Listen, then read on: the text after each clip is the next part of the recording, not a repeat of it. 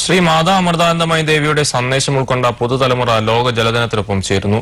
പരിസ്ഥിതി പാലനം സംബന്ധിച്ച അമ്മയുടെ കാഴ്ചപ്പാടുകൾ പിന്തുടരുന്ന അമൃത സർവകലാശാലയിലെ വിദ്യാർത്ഥികളാണ് ജലസംരക്ഷണത്തിന്റെ പുതുപാഠങ്ങൾ പകരുന്നത്.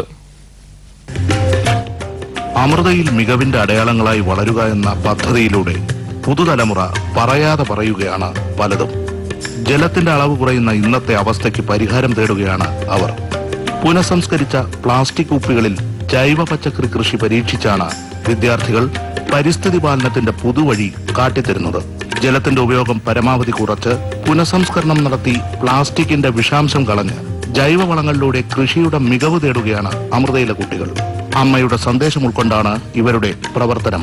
പങ്കിട്ട് ഉപയോഗിക്കേണ്ട ജലത്തിനായി പങ്കാളിത്തം ഉറപ്പാക്കിയുള്ള ചുവടുവയ്പാണ് ഇവിടെ കാണാനാവുക. പ്രകൃതിക്കായി ജീവിക്കുകയെന്ന അമ്മയുടെ ജന്മദിന സന്ദേശം പ്രചോദനമാവുകയാണ് ഇവിടെ. പഠനത്തിനും വിശ്രമത്തിനുമിടയിലെ 1 മണിക്കൂർ പ്രകൃതി സേവനത്തിനായി മാറ്റിവെച്ച് മാനവ സേവനം കൂടി യാഥാർത്ഥ്യമാക്കുക എന്ന സങ്കല്പമാണ് വിദ്യാർത്ഥികൾ പ്രാവർത്തികമാക്കുന്നത്. ഇതിന് തെളിവാണ് ക്യാമ്പസിൽ കുട്ടികൾ തീർത്ത കുപ്പികളുടെ ഉദ്യാനം. ഇത്തരം പ്രകൃതി സംരക്ഷണ പരിപാടികളുമായി മുന്നോട്ടു പോകുമെന്ന പ്രതിജ്ഞയെടുത്തു വിദ്യാർത്ഥികൾ. അങ്ങനെ ജലദിനാചരണം സാർത്ഥകമാക്കുകയായിരുന്നു അമൃതയിലെ കുട്ടികൾ.